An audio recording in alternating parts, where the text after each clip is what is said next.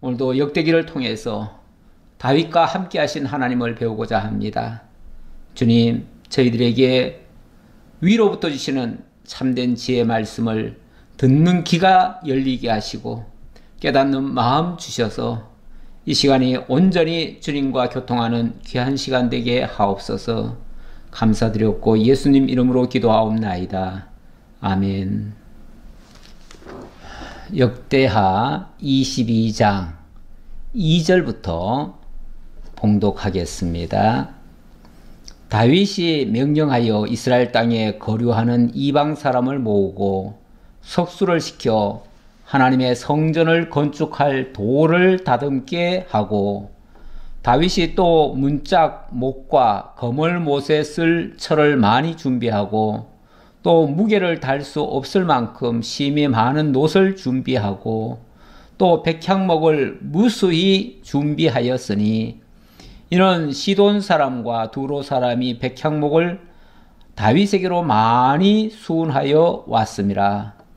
다윗이 이르되 내 아들 솔로몬은 어리고 미숙하고 여호와를 위하여 건축할 성전은 극히 웅장하여 만국의 명성과 영광이 있게 하여야 할지라.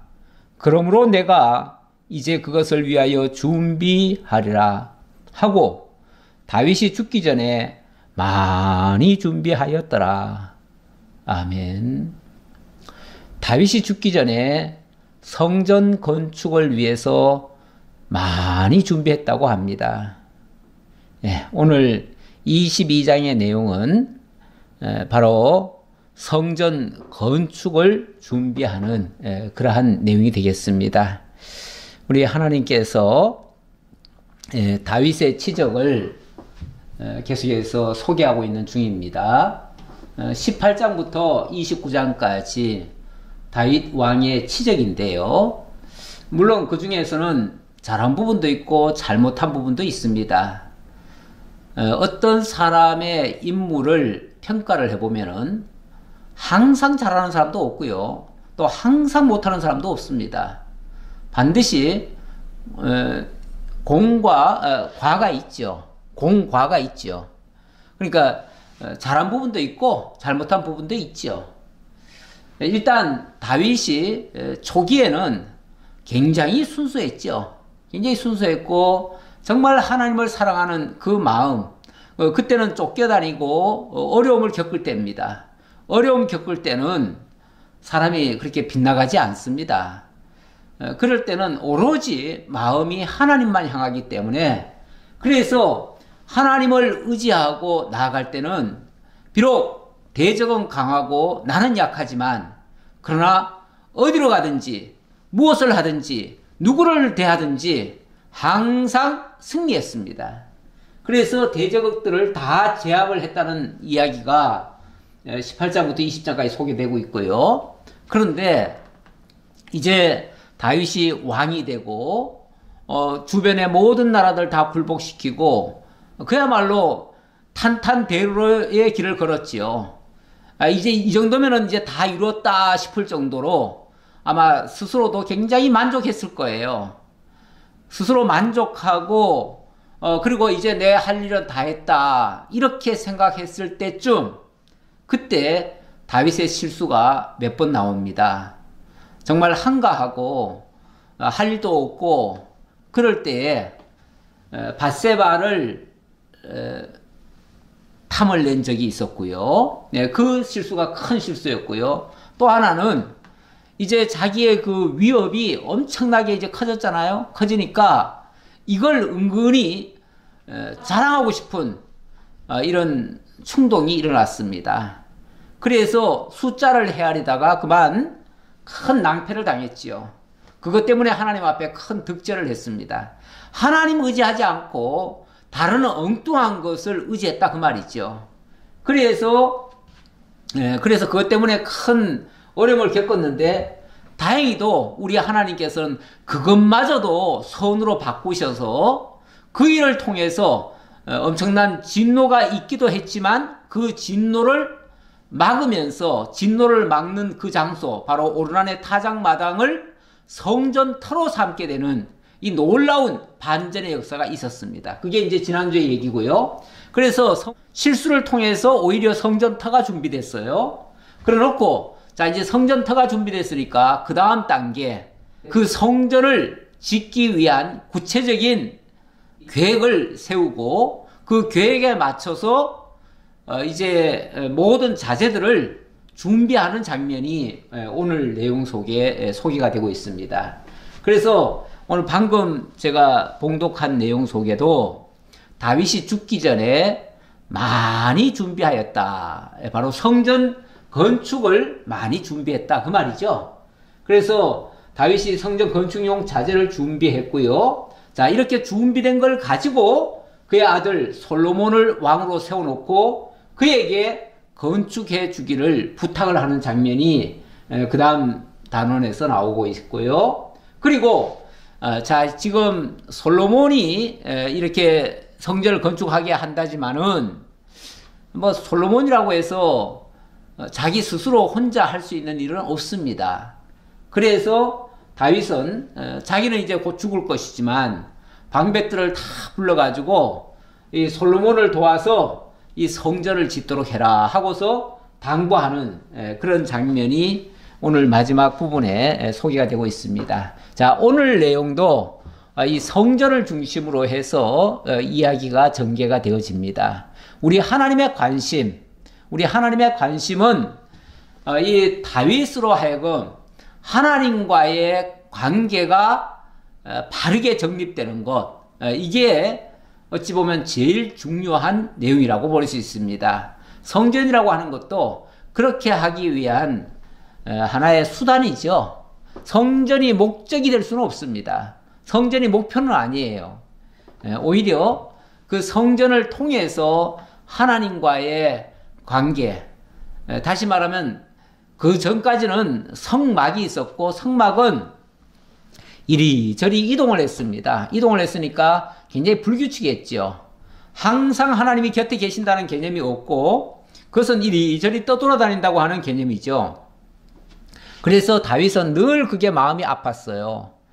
왜 나는 이렇게 백향목궁에서 호화롭게 편안하게 잘 쉬고 있는데 하나님의 계획은 이리저리 떠돌아다녀야 되는가. 그게 너무 안타까워서 그래서 성전 지을 마음을 가졌었고 근데 하나님은 그걸 허락지 않으셨습니다.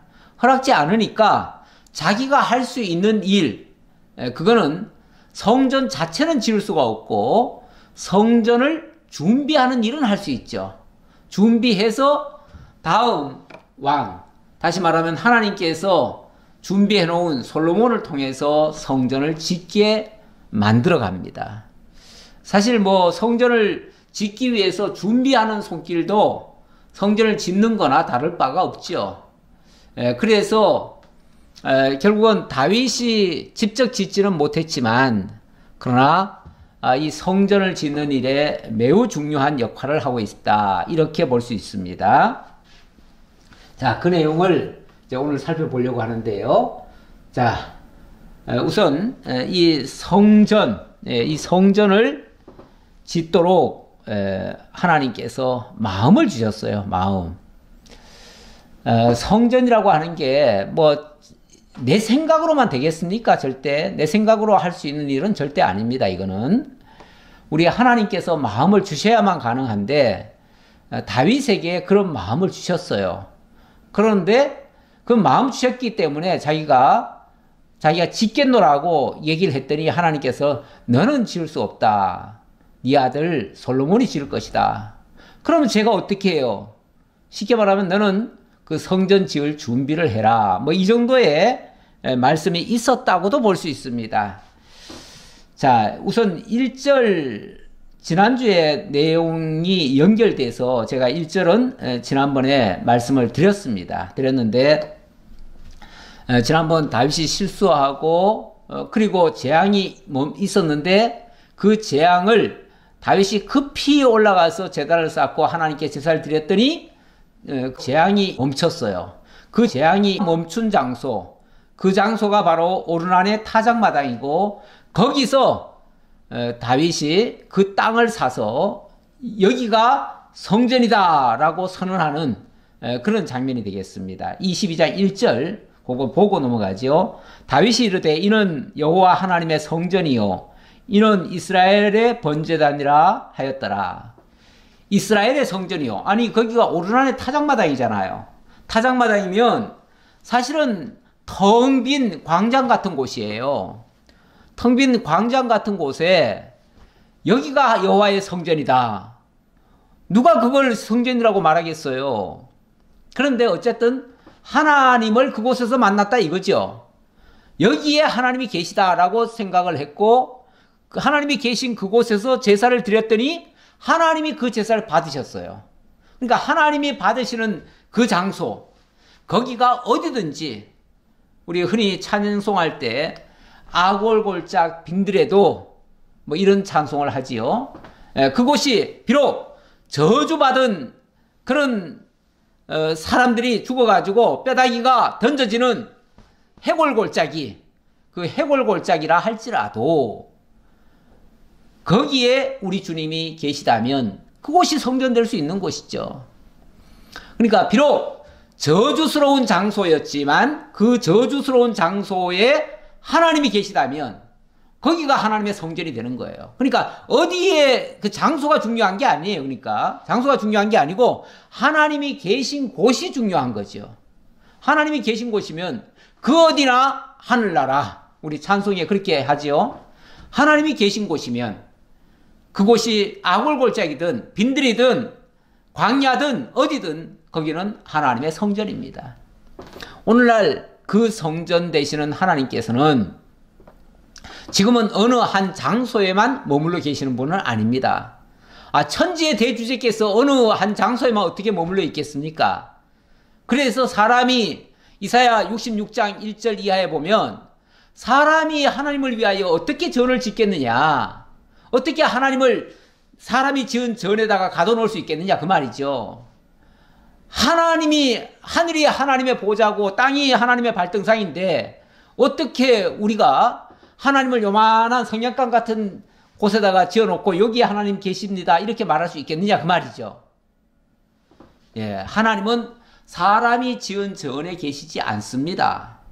오히려 하나님이 계신 곳을 사람들이 여기가 성전이다 라고 인정할 수는 있는 거죠. 그러니까 하나님이 어디든 우리와 함께 하시면 거기가 성전 되는 거예요. 그래서 성전은 이제는 유형적인 성전이 아니라 무형적이지만 하나님의 실존해 계시는 그러한 장소, 그곳이 바로 성전입니다.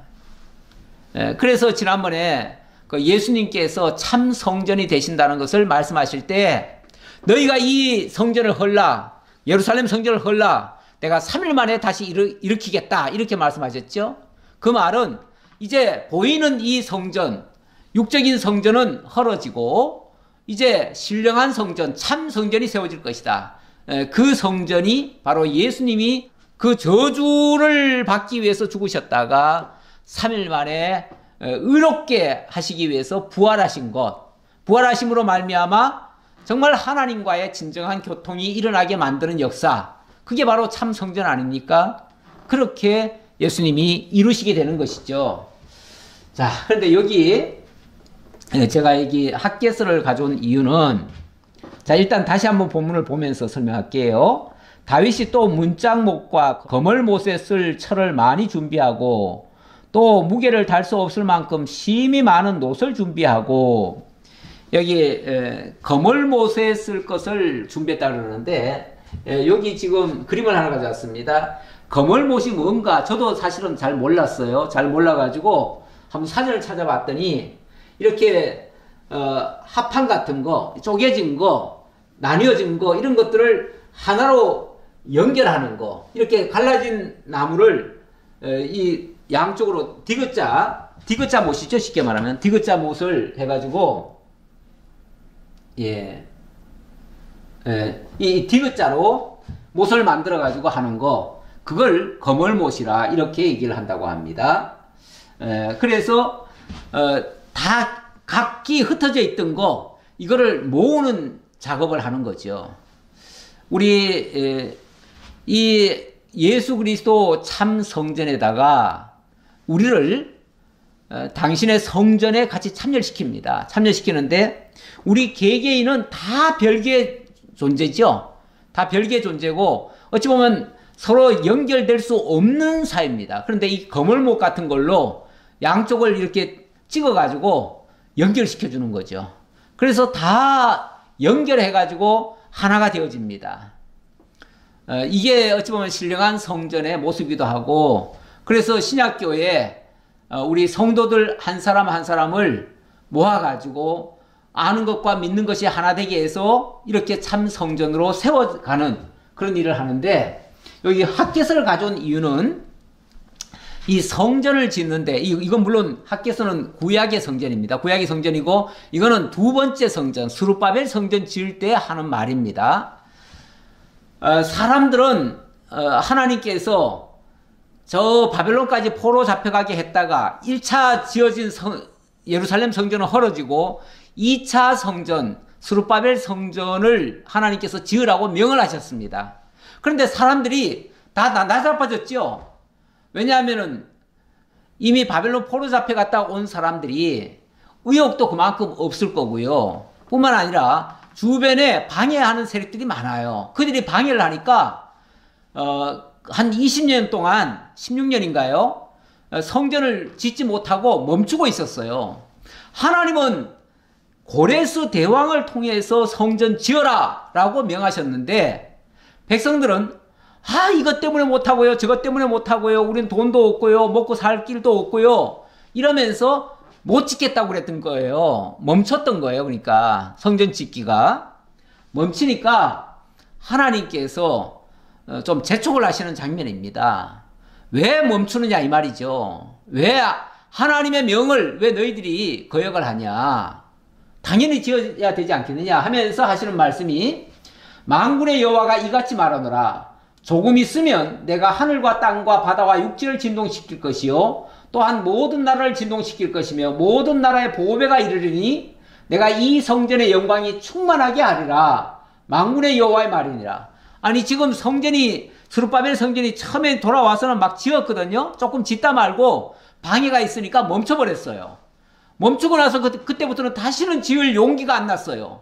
그래서 못 짓고 있는데 하나님이 조금 있으면은 내가 천지를 진동시켜버리겠다. 그러면은 그 천지가 진동되어지면 각 나라의 모든 보배가 너희들 쪽으로 다 몰려올 것이다. 그 말이에요. 뭐 하려고요? 이 성전의 영광이 충만하게 하려고. 다시 말하면 이 성전을 재건하게 하려고 그 말이죠. 성전 짓는데 하나님이 천지를 진동시켜가지고 온 나라로 동원해가지고, 온 나라가 아니라 모든 이방 나라들까지 협력해서 이 성전이 지어지도록 하겠다 그 말이에요. 그러면서 은도 내 것이요 금도 내 것이니라. 만군의 여호와의 말이니라. 이 말은 우리가 뭐 돈도 없고 당장 먹고 살기도 힘들고 지금 뭐 다 굶어 죽는 판에 무슨 성전입니까? 이러고 있으니까, 야, 이 돈, 은이라고 하는 건 돈입니다. 돈. 이 돈이 도대체 누구 것이냐 그 말이죠. 너희들 거라고 생각해가지고 돈이 있니 없니 이런 소리 하고 있는데, 돈도 다 하나님의 것이야. 금도 다 하나님의 것이야. 우리는 뭐 아무것도 없는데요. 재물도 없고 먹을 것도 없고 아무것도 없는데요. 그거 다 내 거야. 내한테 있어. 너희들이 마음만 먹으면은 내가 다 줄 수 있어 그 말이에요. 다 줄 수 있어. 그러면서 만군의 여호와의 말이니라. 만군의 여호와란 말은 모든 원수들까지 다 이겨가지고 다 빼앗아서라도 다 하겠다 그 말이에요. 그러니까 우리 힘만으로 뭐든지 하려고 하면요, 그거 사실 어렵습니다. 다 어려워요. 다 어려운데 하나님께서 때가 되면 주변 나라들로부터 다 도움을 잊게 한다 그 말이에요.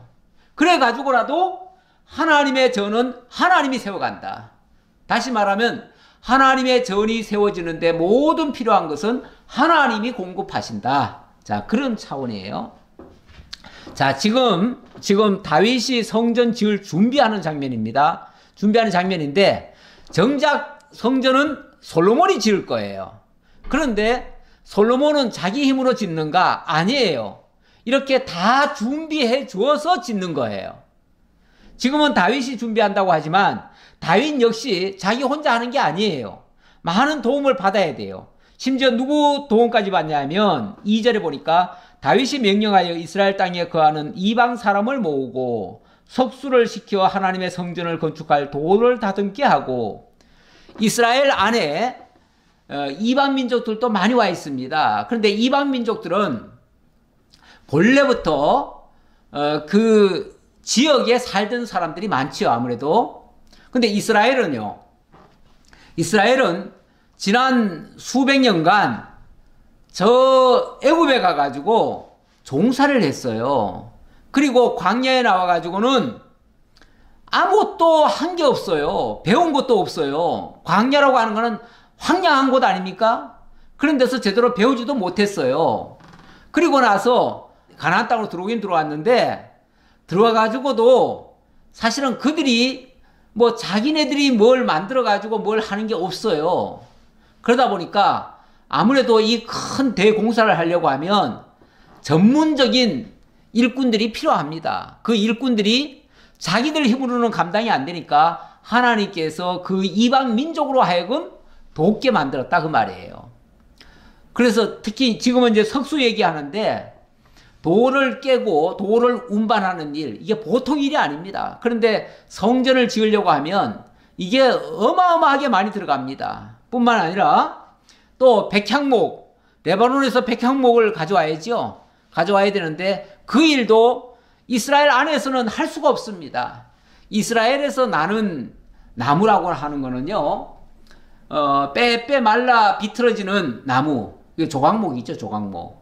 그거는 성막 지을 때에 조각목을 많이 쓰기는 했어요. 쓰기는 했지만 그거는 어찌 보면은 다 지멋대로 자라가지고 그걸 깎으면은 아마 뭐 비뚤비뚤 할 거예요. 그런 것들을 이렇게 거물못으로 다 묶어가지고 아마 연결할 거예요. 예, 그렇게 했을 텐데 아마 그런 것들을 이방인의 손을 필요해가지고 다 준비하게 했다, 그 말이죠. 다윗이 또 문짝목과 거물못에 쓴 철을 많이 준비하고, 또 무게를 달 수 없을 만큼 심이 많은 놋을 준비하고, 자, 이렇게 하고 또 백향목을 무수히 준비하였으니 이는 시돈 사람과 두로 사람이 백향목을 다윗에게 많이 수운하여 왔습니다. 수운하여 왔다는 말은 이 뗏목을 만들어 가지고 바다를 거쳐서, 지중해 연안을 거쳐서 저 북쪽에서부터 남쪽으로 내려오게 했다, 운반을 시켰다, 그 말이죠. 이것도 이스라엘 사람들은 할 수 없는 일이에요. 그런데 당장 성전을 지으려고 하면 이런 제목들이 다 필요하거든요. 어쩔 수 없이 이방인 손을 빌어야죠. 우리가 이 땅에서 무슨 일을 할 때도 이방인들이 불필요한 게 아닙니다. 이방인들을 다 이용하는 거죠. 이방인들도 어찌 보면 하나님의 선한 일에 그들도 다 쓰임을 받습니다. 우리 하나님은 다 쓰셔요. 자, 그리고 다윗이 이르되 내 아들 솔로몬은 어리고 미숙하고 여호와를 위하여 건축할 성전은 극히 웅장하여 만국의 명성과 영광이 있게 하여야 할지라. 그렇죠. 이 지금 다윗이 하나님이 주신 감동을 주셔가지고 이 성전을 설계를 했거든요. 설계를 했는데 이게 다윗이 자기가 구상한 게 아니에요. 하나님이 그 설계를 주셨어요. 그 주신 걸 가지고 이걸 준비를 해서 이거를 가지고 성전을 지을 생각을 하니까 다윗도 캄캄합니다, 앞이. 왜냐하면 이게 너무너무 웅장해요. 웅장하고 이거는 세계 어디에 내놔도 그 어느 것과도 비교할 수 없을 만큼 웅장하고 또 명성과 영광이 있게 하여야 할지라 그랬는데, 우리 하나님이 그렇게 하려고 그렇게 설계를 주신 거예요. 이거를 다윗이 가만히 생각하니까 솔로몬이 무슨 힘으로 이걸 하지? 그렇잖아요. 왜 어른들이 생각할 때는 아이들은 아무것도 못할 거라고 생각하지요. 그래서 저 철부지가 뭘 하겠나, 내가 준비해 줘야지, 이런 식으로 생각을 하지요. 아마도 다윗도 그런 마음을 가지고 솔로몬을 위해서 지을 성전을 이렇게 재료를 다 준비했다, 그 말이죠. 내가 이제 그것을 위하여 준비하리라 하고 다윗이 죽기 전에 많이 준비하였더라. 다윗의 그러니까 노년기는요, 어찌 보면 성전 준비하는 기간이었어요. 저는 이것도 우리에게 주는 교훈은 있다고 봅니다. 우리도 이제 젊었을 때는 사실 뭐 세상이 전부지요. 전부고 세상에다가 목표를 두고 세상의 어떤 성공을 지향하면서 그쪽을 향해서 달려가지요. 그때는 하나님 생각도 안 하지요. 그렇지만은 나이가 조금 들어가면서는 이 세상만을 추구하고 따라가는 것이 사실은 무가치하다는 것이 느껴집니다. 그래서 나중에는 진짜 하나님을 우리가 따라가야 된다라고 하는 이런 생각을 갖게 되고, 나중에는 하나님 앞에 내가 바로 설 것을 생각을 합니다. 어찌 보면 다 나름대로 하나님 앞에 설 것을 준비하는 거죠. 이게 어찌 보면 우리 각자가 하나님 만날 준비하는 것이고, 하나님 만나는 장소가 바로 성전이니까요. 그리고 하나님의 영이 우리에게 성령의 전으로 삼고 우리와 함께 하시겠다고 그랬잖아요. 그러니까 우리의 영혼이 하나님을 모시는 그 좌소가 되는 거죠. 예, 이렇게 우리 각자가 성전 준비를 하는 겁니다. 그래서 우리 노년기의 신앙생활이라고 하는 것은 나름대로 성전 준비하는 거예요. 성전 준비. 참 성전. 하나님 모시는 집으로서의 성전. 그 성전을 준비하니까 모든 것을 어찌 보면 정리하면서 자기를 단장하면서 깨끗하게 하면서 더럽고 추하고 부정하고 이런 것들은 멀리하고 이제는 하나님 말씀만을 가까이 하면서 정말 하나님과 영원히 함께 살 그 준비하는 거죠. 이게 신령한 성전 준비하는 거 아니겠어요? 우리 각자도 다 성전이 되니까요. 예. 다윗도 죽기 전에 성전을 많이 준비했다. 이거는 저는 굉장히 좋은 신호라고 보여집니다. 자, 그래 놓고 6절로부터 16절에서는 다윗이 솔로몬에게 건축을 부탁하는 장면입니다. 이게 이제 어찌 보면은 다윗이 설계한 이 성전의 그 조감도라고 할 수 있겠죠. 조감도고 이 성전 이 모양대로 성전을 지으라는 거예요. 그리고 실제로 나중에 이렇게 지어진 걸 가지고 아마 그림으로 그렸을 거예요.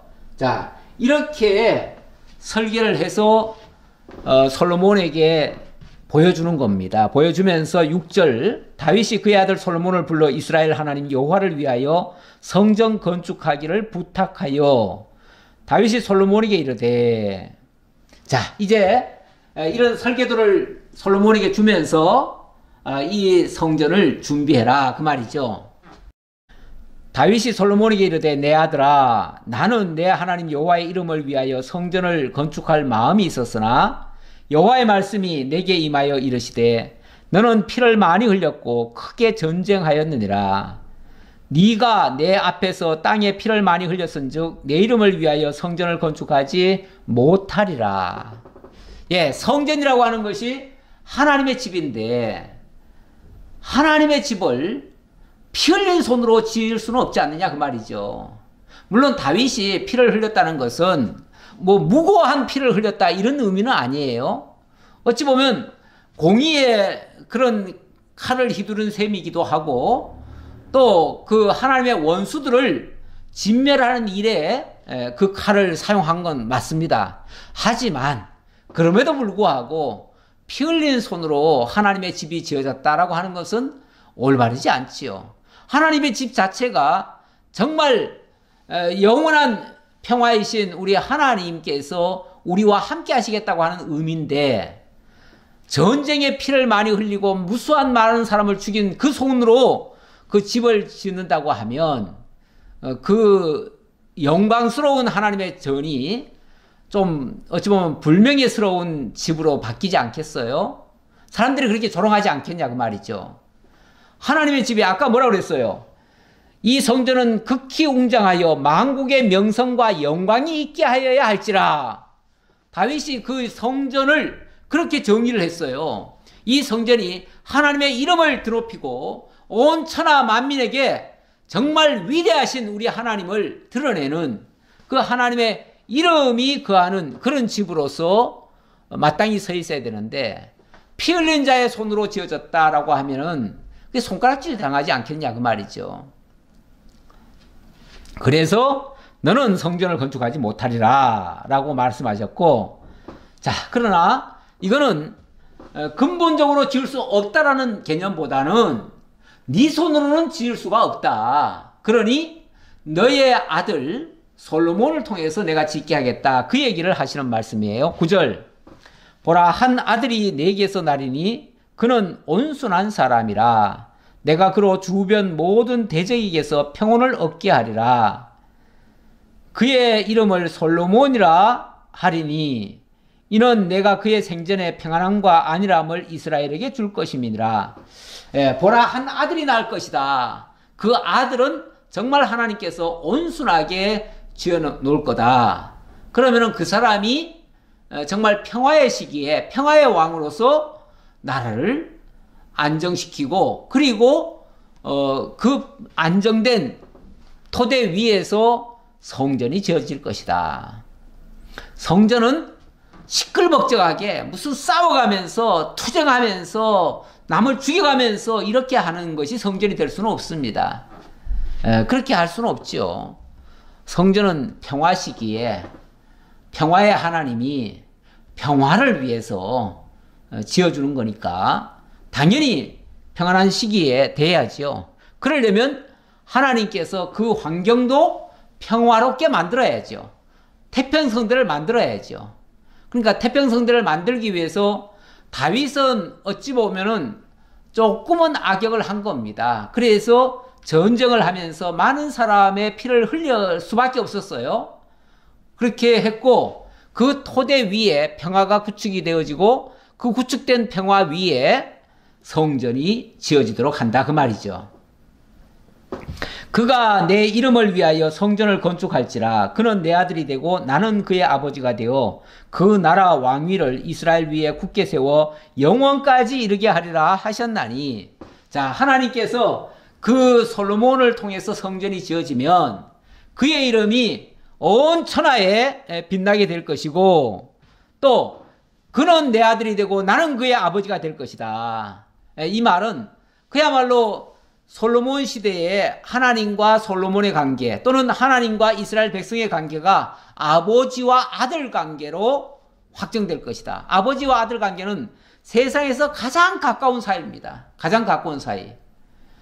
전에는 이스라엘 민족이라 할지라도 그들은 다 죄로 말미암아 하나님과 멀어진 백성이 됐습니다. 하나님을 도저히 가까이 할 수가 없었어요. 아니 뭐 피 흘린 손으로 하나님 앞에 성전도 못 짓는다고 하는데 피 흘린 손으로 어떻게 하나님 앞에 가겠어요? 그러니까 이 솔로몬처럼 정말 피 흘리지 않는 상태에서 평화 시기에 그때 하나님이 만나 주시겠다는 거예요. 그리고 아버지와 아들 관계가 되어 주시겠다는 거예요. 그러면은 그 아들이 평화로우면 그 아버지도 평화로웠다는 것이 증명이 될 것이고, 그래서 나를 본 자는 아버지를 보았느니라, 이런 것처럼 바로 평화 시기에 그 솔로몬을 보면서 하나님이 어떠하신 분인가를 만천하에 증거하는 거죠. 그렇게 하나님께서 하실 것이다 그 말이죠. 이제 내 아들아, 여호와께서 너와 함께 계시기를 원하며 네가 형통하여 여호와께서 내게 대하여 명령하신 대로 말씀하신 대로 내 하나님 여호와의 성전을 건축하며, 여호와께서 너에게 지혜와 총명을 주사 내게 이스라엘을 다스리게 하시고 내 하나님 여호와의 율법을 지키게 하시기를 더욱 원하노라. 자, 이렇게 하나님께서 내게 명령하셨고 이 모든 걸 다 준비했으니 이제 네가 이걸 맡아가지고 성전을 짓고 하나님과의 관계를 회복해서 정말 이 백성들이 모두가 다 하나님의 아들 신분의 백성이 될 수 있도록 그렇게 해주어라. 그렇게 부탁을 한 거죠. 그렇게 하기 위해서는 하나님의 말씀에서 떠나면 안 된다. 하나님과 교통해야 된다. 그 얘기를 당부한 겁니다. 그때에 네가 만일 여호와께서 모세를 통하여 이스라엘에게 명령하신 모든 규례와 법도를 삼가 지키면 형통하리니 강하고 담대하여 두려워하지 말고 놀라지 말지어다. 예, 그렇게 하려면은 절대로 하나님의 말씀에서 벗어나서는 안 되지요. 그건 하나님의 말씀 안에 있을 때에 그 관계가 유지될 것이다. 그런 얘기고, 만약에 하나님의 말씀을 멀리하고 하나님을 대적하고 하나님에게서 벗어나 버리면 더 이상 하나님의 은혜는 연결이 되지 않겠죠, 당연히. 그래서 네가 삼가 주의하면서 하나님의 말씀에서 떠나지 않도록 주의를 해라, 그 말이죠. 14절, 내가 환난 중에 여호와의 성전을 위하여 금 10만 달란트와 은 100만 달란트와 녹과 철을 그 무게를 달 수 없을 만큼 심히 많이 준비하였고, 와, 다윗이 엄청나게 준비했네요. 솔로몬이 지을 수 있도록 만반의 준비를 다 갖춰놓은 겁니다. 다 갖춰놨어요. 어떤 의미에서 솔로몬은 아버지가 준비해준 거 거저먹기로 하는 거예요. 거저먹기로. 사실 이거보다 더 쉬운 게 어디 있나요? 다 준비해놓고 하라고 하면요, 어렵지 않습니다. 그런데 나보고 명령을 해서 그 모든 일을 다 해내라고 하면 솔직히 말하면 우리는 해낼 자격이 없죠. 능력이 안 되죠. 그만한 믿음도 없고요. 그래서 우리 보고 어떻게 하라 하면은 우리는 지켜낼 도리가 없습니다. 그래서 모두가 다 그 명령을 어기게 되고, 명령을 어기면 율법을 어긴 죄인이 되어버립니다. 그런데 하나님이 미리 다 준비를 해줘요. 준비를 해주고 어떻게 하는 방법까지 다 알려줘요. 그래 놓고 하라고 하면 그거야 할 수 있지 않겠어요? 그거는 할 수 있겠죠. 하나님이 우리에게 명하시는 것은 하지 못할 일을 우리가 개척해서 하라는 얘기가 아니고, 하나님이 다 준비해 줄 테니 하라는 얘기예요. 그러면 할 수 있겠어요? 없겠어요? 할 수 있지요. 그걸 믿고 하면 하는 거죠. 그러나 나는 할 수 없어. 왜? 나에겐 그런 힘도 없고 돈도 없고 물질도 없고 아무것도 없어. 그럼 못하는 거죠. 근데 하나님이 다 준비해 주면서 그거 믿고 나아가라고 하면 그건 할 수 있는 거죠. 그래서 우리가 같은 순종을 하는데도 믿음으로는 할 수 있고요, 믿지 못하고는 할 수가 없습니다. 하나님의 약속의 말씀을 믿는 자는 할 수가 있고, 그 약속을 믿지 못하는 자는 아무것도 못합니다. 손 하나도 까딱할 수가 없습니다. 왜요? 나는 할 수 없다고 생각하니까요. 그리고 나는 실제로 아무것도 없다고 실제로 본인이 느끼니까요. 그렇죠? 물질도 없고 돈도 없고 힘도 없고 백도 없고 아무것도 없는데 뭘 할 수 있겠어요? 그런데 하나님이 내가 너와 함께하고 있다. 은도 내 것이요 금도 내 것이다. 내가 다 준다. 이렇게 얘기하시면 왜 못하겠어요? 하나님이 하시면 할 수 있습니다. 하나님이 하게 하시면 합니다. 이렇게 말할 수 있죠. 그래서 우리는 할 수 없지만 하나님이 하게 하시면 다 할 수 있습니다. 이게 어찌 보면 우리의 신앙 고백이 돼야 되고, 우리의 삶도 만약에 이런 믿음 가지고 있으면 무엇이든지 할 수 있습니다. 그러나 이 믿음이 없으면 아무것도 못합니다. 그래서 우리가 무엇을 할 때 하나님의 명령이니까 한다, 이게 아니고 하나님의 약속된 것은 하나님이 해주시니까 할 수 있다, 이렇게 믿고 나아가면 됩니다. 제가 여기 출애굽기 31장을 가져왔는데, 요거는 처음 성전을 지을 때 하나님이 성전을 덮어놓고 모세 보고 지어라 이렇게 말씀하신 게 아니고, 내가 성전 지을 때에 성령 충만한 사람을 내가 보내줄 것이다. 그러면 그가 성령에 감동되어서 하나님의 인도 따라서 모든 일을 할 것이다. 그리고 백성들은 거기에 자원하는 마음으로 참여할 것이다. 이렇게 해서 성전이 지어질 것이다 라고 하신 말씀이에요. 그래서 그거를 제가 하나 가져왔습니다. 이것도 구약 성전도 이게 사람이 짓는 게 아니라 하나님이 결국은 하게 하신 것이다. 그걸 말씀드리려고요. 31장 1절에 보니까 여호와께서 모세에게 말씀하여 이르시되 내가 유다 지파 훌의 손자요 우리의 아들인 부살레를 지명하여 부르고 하나님의 영을 그에게 충만하게 하여 지혜와 총명과 지식과 여러 가지 재주로 정교한 일을 연구하여 금과 은과 노수로 만들게 하며, 보세요. 하나님이 지명하여 부르고 또 하나님의 영을 그에게 넣어준다고 하잖아요. 하나님의 영, 성령이 그와 함께 하시면 뭘 못하겠습니까? 다 할 수 있죠. 그래서 한다 그 말이에요. 그래서 정교한 일을 연구해서 금은 노수로 다 만들고 보석도 깎아서 물리고 여러 가지 기술로 나무도 새겨서 만들게 하리라. 이 아무리 어렵고 힘들고 뭐 불가능하다고 싶어도 하나님께서 지혜 주시고 능력 주시면 가능합니다.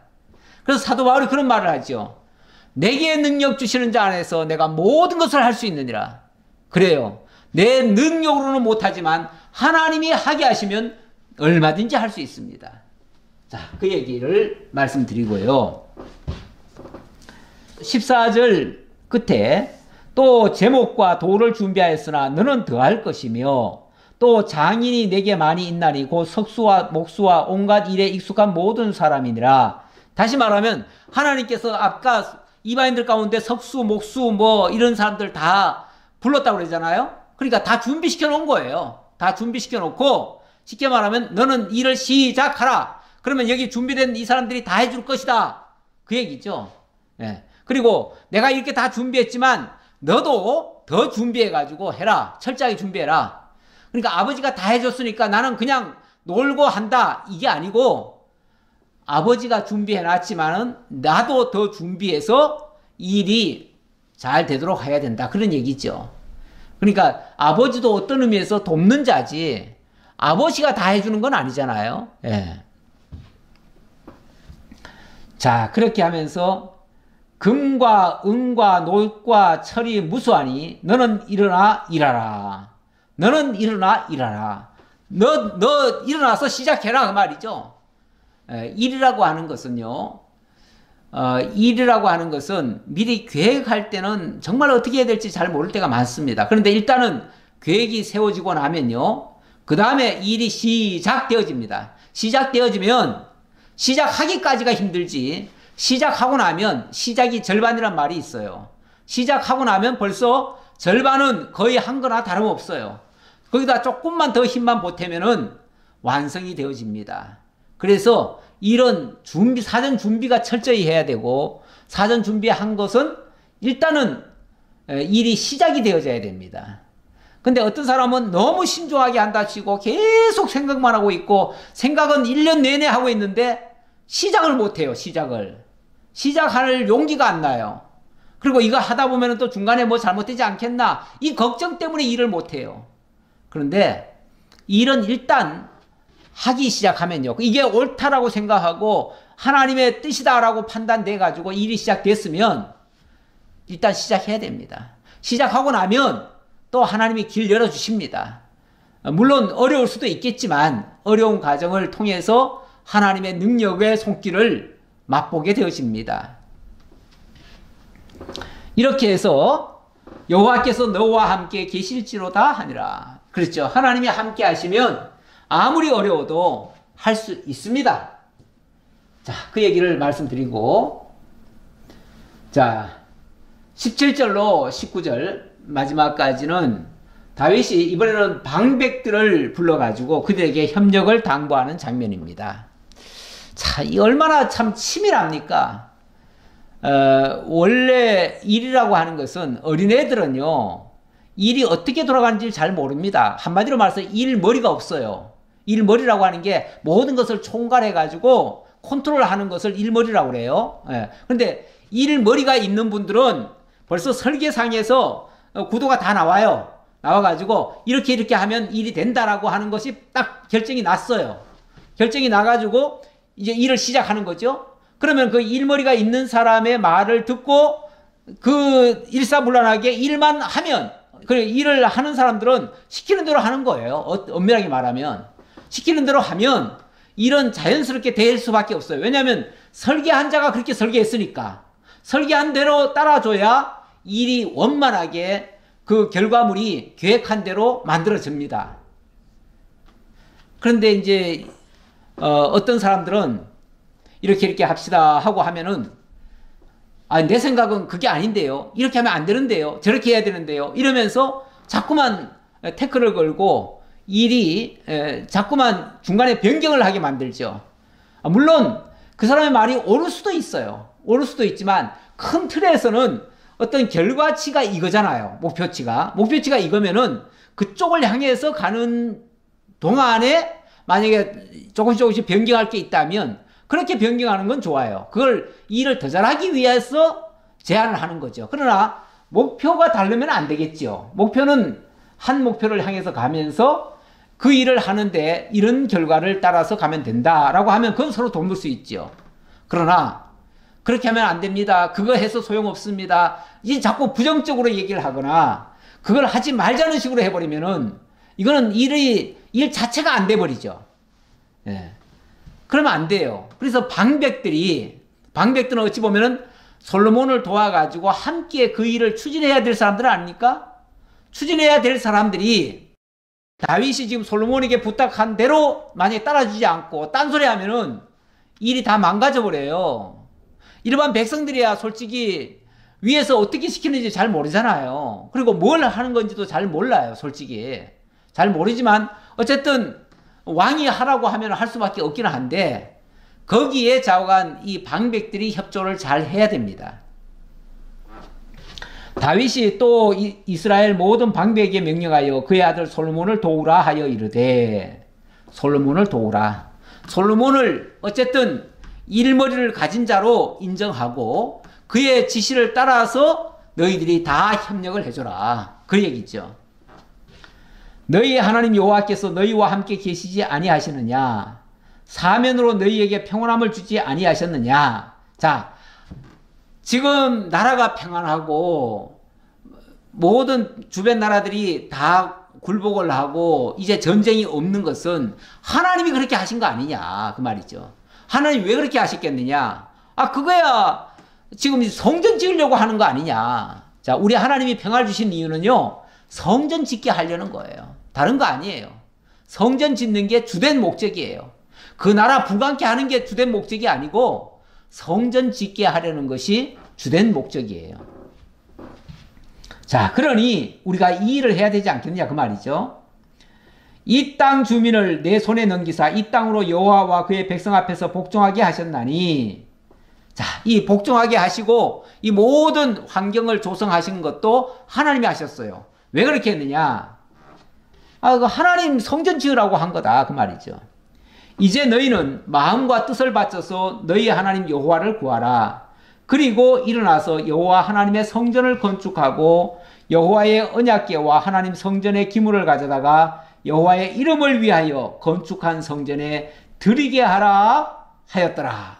자, 한마디로 성전 지으라고 말이에요. 성전 짓고 거기다가 이 모든 것을 다 갖춰가지고 정말 하나님과의 관계를 잘 회복하고 그래서 정말 하나님만 섬기는 백성으로 남길 바란다. 그 일에 솔로몬이 이 일을 해야 되는데 이 일은 누가 한 일이 없잖아요. 쉽게 말하면 무슨 전임자가 있어가지고 하던 일을 후임자가 맡아서 그 일을 이어주는 일이 아니에요. 이거는 세상에 없던 일이에요. 세상에 없던 일을 하려고 하면 저항도 많을 수가 있고요. 어려움이 많을 수가 있습니다. 당연히. 그럴 때에 정말 돕는 자들도 그 의미를 알아야 됩니다. 왜 이 일을 하는지에 대한 분명한 이유를 알아야 됩니다. 그리고 그 일에 일사불란하게 협력을 해야 됩니다. 거기에 만약에 딴소리 한다든지 반대를 놓기 시작하면요, 이거 뭐 산으로 올라가 버리죠. 산으로.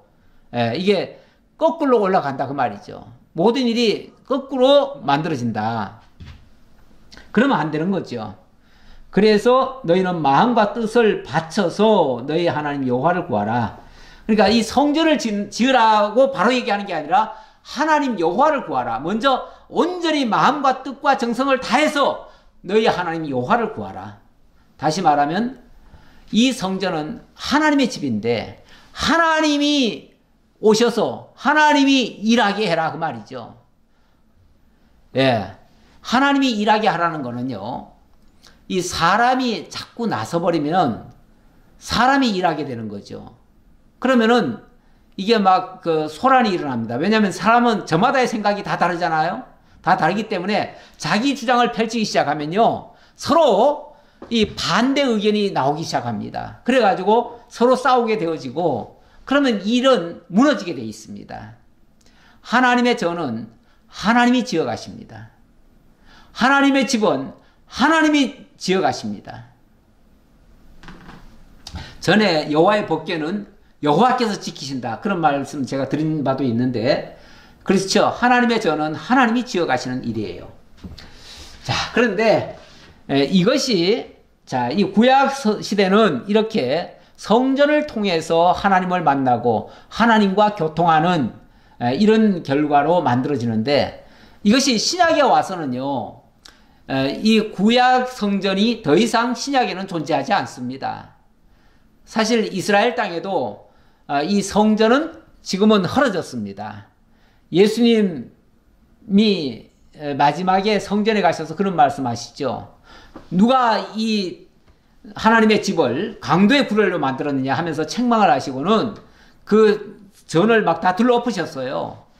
물론 전을 둘러엎은 게 아니라 전 안을 강도의 굴레로 만든 그 장사꾼들 그들을 다 내치셨죠. 채찍을 만들어 가지고 그것들을 다 내리쳤죠.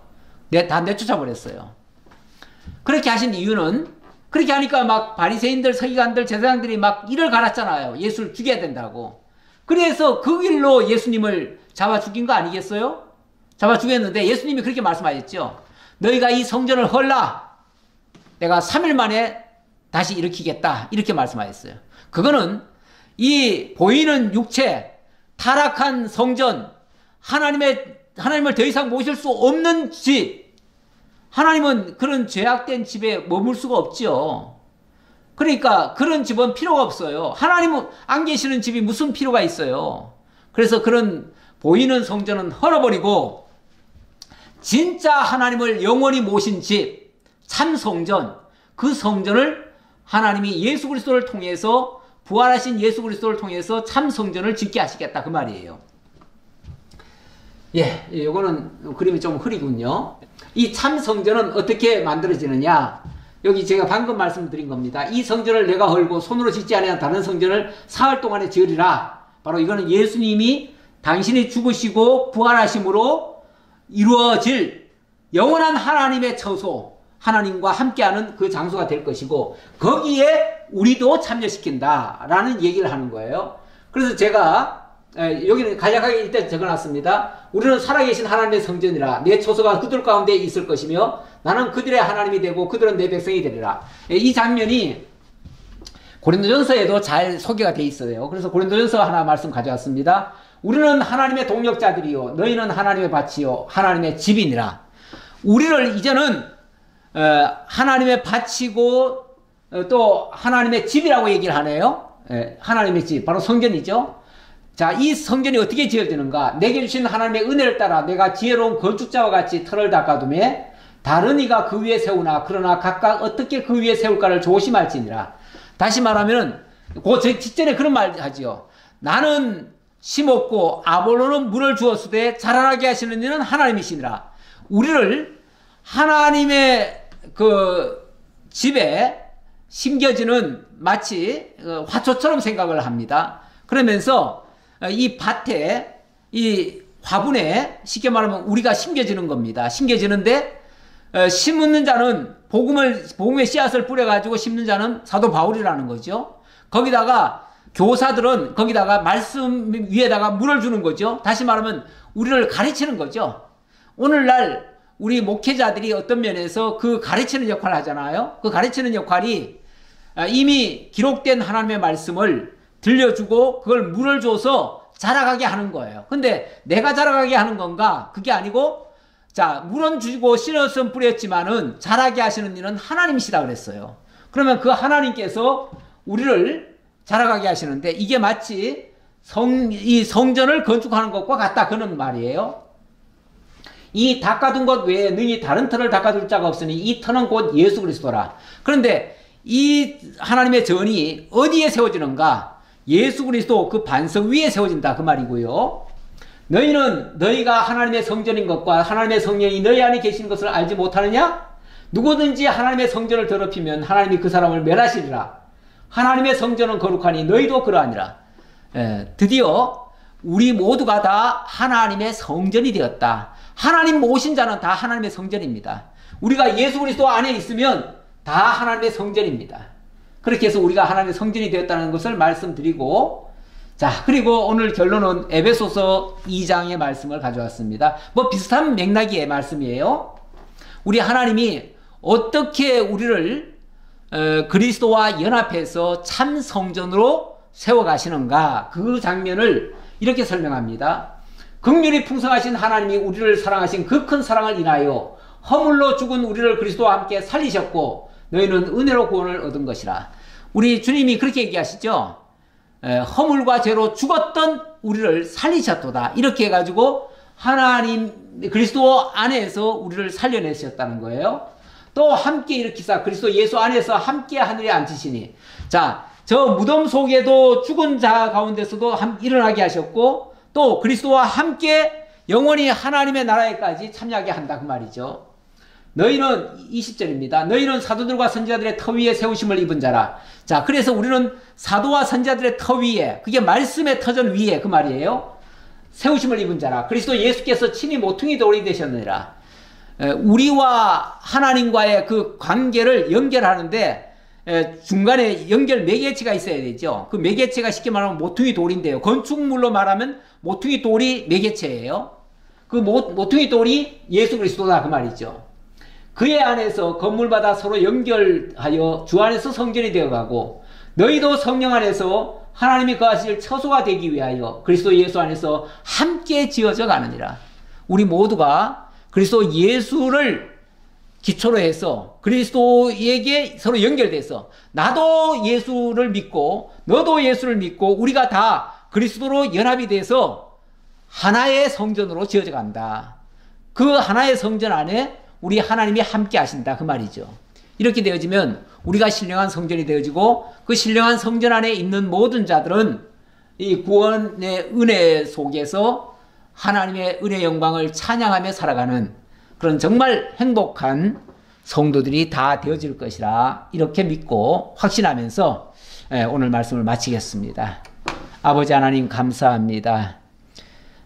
참으로 허물과 죄로 죽었던 저희들, 그냥 버려두면 아무 쓸모없어 밖에 버려져 짓밟혀질 돌멩이와 같은 존재들, 이러한 저희들을 하나님께서 깨끗이 씻어주시고 신령한 하나님의 성전에 같이 참여시켜서 영원토록 하나님과 더불어 동거하며 동행하며 하나님과 더불어 살아갈 수 있는 참으로 신령한 성전이 되게 하신다니 참으로 감사합니다. 이 전에 참여한 모든 자들이 하나님의 은혜 속에서 강하고 담대하게 승리하며 하나님께 영광 돌리며 살기를 원합니다. 이 거친 세상 바라보지 말게 하시고 그 속에서 하나님의 영광을 바라보며 은혜 영광 찬양하는 저희들의 입술 되게 하옵소서. 감사드렸고 예수님 이름으로 기도하옵나이다. 아멘.